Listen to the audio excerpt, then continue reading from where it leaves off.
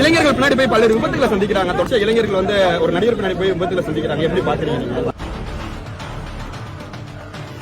புதிய நடிகர்கள் வரவா நம்ம நடிகர்கள் கட்சி சார் எடப்பாடி பழனிசாமி தொடர்ச்சியா விமர்சனம் பண்ணிட்டு இருக்காரு. நிதி மேலாண்மையை கையாள தெரியலன்னு சொல்லி விமர்சனம் பண்றாரு. தோல்வியினுடைய உச்சத்து போயிட்டாரு.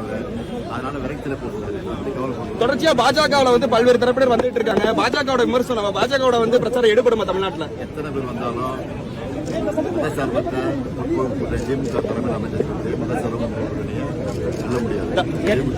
செக்ரட்டரியை மாத்தினாங்க. சென்னை மாநகர என்ன வேணா பண்ணட்டும். இதோட இன்னும் பண்ண போறாங்க.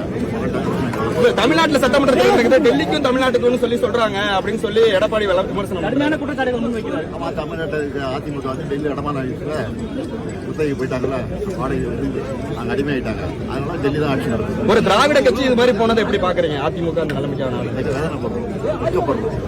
புதிய நடிகர்கள் வரவா நம்ம நடிகர்கள் கட்சி யார் வந்தாலும் நாங்க கவலை பண்ணலாம். இல்ல இளைஞர்கள் பின்னாடி போய் சொன்னீங்க. இப்ப களம் வந்துருச்சு. இப்ப இருக்கிற சூழ்நிலை பார்த்தா இந்த தொகுதி இன்னைக்கு வந்த மக்கள் எழுச்சி பார்த்தா 234 வந்து இளைஞர்கள் பின்னாடி போய் பல்வேறு விபத்துகளை சந்திக்கிறாங்க. தொடர்ச்சியா இளைஞர்கள் வந்து ஒரு நடிகர் பின்னாடி போய் விபத்துல சந்திக்கிறாங்க. எப்படி பாக்குறீங்க? நாட்டு மக்கள் நீங்க என்ன அட்வைஸ் பண்றீங்க உங்களுக்கு? நாட்டு மக்கள் பார்த்துருக்காங்க. பொருளாதார வளர்ச்சியில் தொடர்ந்து முதலிடம் வகிக்க ஸ்டாலின் தொடரட்டும், தமிழ்நாடு வெல்லட்டும்.